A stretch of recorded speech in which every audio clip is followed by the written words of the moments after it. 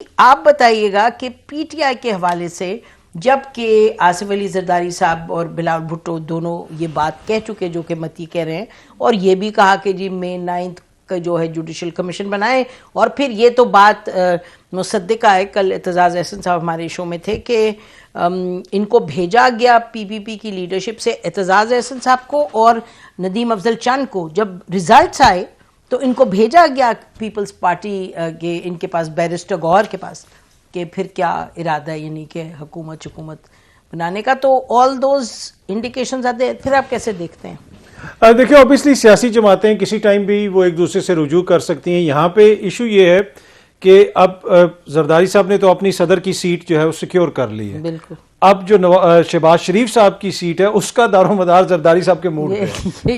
ٹھیک ہے، اب جب تک زرداری صاحب خوش رہیں گے، جس دن وہ ناراض ہوں گے بلاول اٹھ کے اگر اس طرف چلے گئے تو حکومت تو گر جائے گی. حکومت گر جائے گی، زرداری صاحب اسی سیٹ پہ بیٹھے رہیں گے.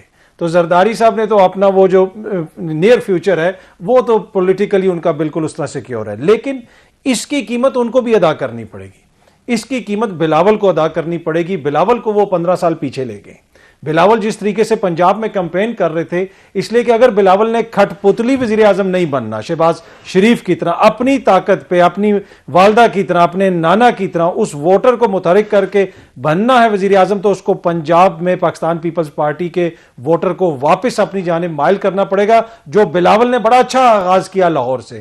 لیکن زرداری صاحب کے اس موو کی وجہ سے بلاول صاحب کو ادھر ڈینٹ پڑے گا. جہاں پہ زرداری صاحب کا پولیٹیکلی ایک موو آپ یہ بھی کہہ سکتے ہیں فائدہ مند ہے، وہاں پہ ایک یہ بھی نقصان ہوگا جس کا نقصان بلاول کو ہوگا. گیو اینڈ ٹیک تو ہوتا ہے. What else؟ یعنی کہ اب کس کو زیادہ کس کو کم ہوا ہے. لیکن چلتے ہیں ان کے پاس، عامر رانا صاحب کے پاس. جی عامر رانا صاحب، آپ بتائیے گا آپ کس طریقے سے دیکھ رہے ہیں زرداری صاحب ان دا پریزیڈنسی اور پی ٹی آئی؟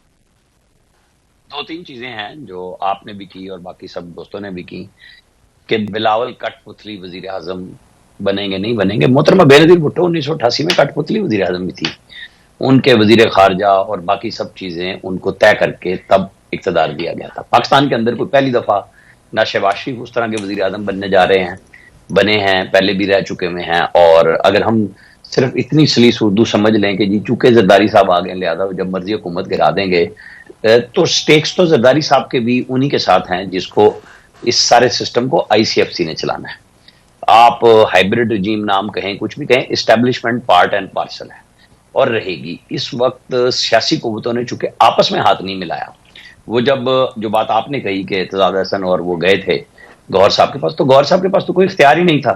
جس کے پاس اختیار ہے اس کا نام عمران خان ہے، اور اس نے فیصلہ دے دیا. بلاول تو آخری وقت تک انتظار کرتے رہے کہ شاید وہ ہمیں ملا لیں ساتھ تو شاید ہمارا کوئی دال پانی ٹھیک اچھے انداز سے بن جائے پولیٹیکلی. وہ ان کے ساتھ نہیں جانا چاہ رہے تھے لیکن چلے گئے.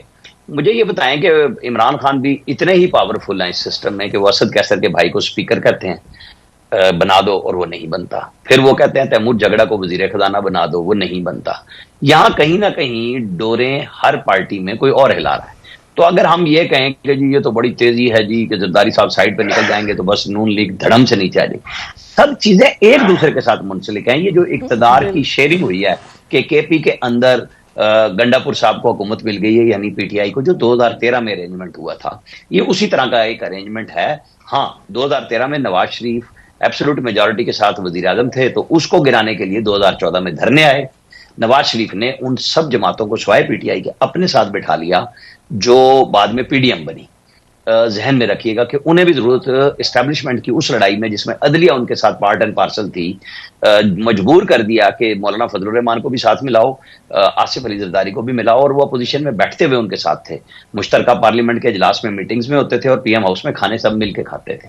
یہاں مسئلہ یہ بن رہا ہے کہ سیاستدان کے ساتھ بیٹھنے کو تیار نہیں. تو پھر ملٹری اسٹیبلشمنٹ کے لیے تو بہت اچھا کام ہے نا کہ انہوں نے تو اپنا کام کر دیا، انہوں نے سب کو ساتھ ملا لیا ہے. سب مخالفت میں بظاہر کھڑے ہوئے ہیں، سب ساتھ بھی ملے ہوئے ہیں، اور آئی سی ایف سی نے فیصلے کرنے ہیں. آپ آگے چل کے دیکھ لیجئے گا کہ کس کا کیا رول ہوگا. I C F C, S I F C, S I F C, S I F C, جی جی نہیں آئی سی ایف سی کا مطلب فرنٹیئر کنسٹیبلری بھی ہو سکتا، آپ کا مطلب ایس آئی ایف سی. اچھا ٹھیک ہے، ایسے یہ تو اچھا. اس کا مطلب یہ بات درست ہے، just taking up from what Aamir said, کہ یہ गंडापुर नहीं बना पाए तैमूर झगड़ा को, इमरान की बातें पूरी नहीं हुई इन केपी के, ये बात दुरुस्त? नहीं जी, ये तो देखें उनकी जमात ही बता सकती है उस पर, लेकिन हमारे पास जो खबर है कि असद कैसर साहब ने अंदर जाके कहा था कि मेरे भाई को बनाएं, और उन्होंने खान साहब ने कहा था कि मैं देखता हूं, और बाहर आके उन्होंने अनाउंस कर दिया पार्टी के किसी प्लेटफॉर्म से खान साहब की। बैरिस्टर गौहर ने किया था अनाउंस, ठीक है, इसका मतलब अंदर से इमरान ने हाँ कहा होगा उस वक्त जो किया था। तो बाद में उनकी पार्टी के अंदर भी उसके तहफ़्फ़ुज़ात थे, जो उनके लॉयर, अब उनके फर्स्ट हैंड तो उनसे हमें कोई नॉलेज मिलता नहीं है, जो लॉयर्स आके मुख्तलिफ बताते हैं। तो अगर इसमें कोई बहुत इशू, अगर इमरान खान की बात नहीं मानी गई तो फिर तो बड़ी अच्छी बात है, फिर तो खुश होना चाहिए सबको कि जी इमरान खान की बात नहीं, इमरान खान कह रहा है पर उसकी बात नहीं मानी, तो ये तो बड़ी अच्छी बात है। तो इसमें तो हमें खुश होना चाहिए। अच्छा, लेकिन अब जरा पीटीआई की तरफ आते हैं। पीटीआई की जो इस वक्त हिकमत अमली है, देखिए बाकी पार्टीज का आप तीनों ने मिलके, और आमिर बिल्कुल ठीक कह रहे हैं कि ये तो मामला सबका एक इस तरह का वीव है कि everybody is dependent on the other, यानी कि कोई भी ऑन देयर ओन नहीं चल सकता। अलावा जरदारी साहब की मेरे ख्याल है 5 साल की वो पक्की है, उनको कोई नहीं हिला सकता इम्पीचमेंट के अलावा, और वो होने नहीं वाली। तो ये इस वक्त जो सूरत हाल है वो सबसे ज़्यादा पीटीआई के हवाले से हमें उस पर देखना है कि वो उनकी जो हिकमत अमली है, is it the best strategy they can have in this political environment? Strategy उनकी है क्या? मती, आप क्या समझते हैं उनकी स्ट्रेटजी? मेरे ख्याल में पीटीआई के पास ज़्यादा ऑप्शंस हैं नहीं, वो इस वक्त एक सर्वाइवल मोड में है। वो जैसे कोई डूबता हुआ बंदा अपना नाक पानी से बाहर रखता है ना सांस लेने के लिए, तो वो मेरे ख्याल में इस वक्त इस सिचुएशन में है पीटीआई। और जब तक लीगली पीटीआई का एज अ पार्टी पार्लियामेंट के अंदर स्टेटस बहाल नहीं हो जाता, पीटीआई को इन्हीं मुश्किलात का सामना करते रहना पड़ेगा। और मेरे ख्याल में जितनी भी ये लिटिगेशन ड्रैग हो रही है या डिले हो रही है, या ये जो डिसीजंस अभी तक कोर्ट से नहीं आ पा रहे मुख्तलिफ केसेस में, तो ये जो टाइम है ये एक किस्म का बारगेनिंग चिप बन गया है।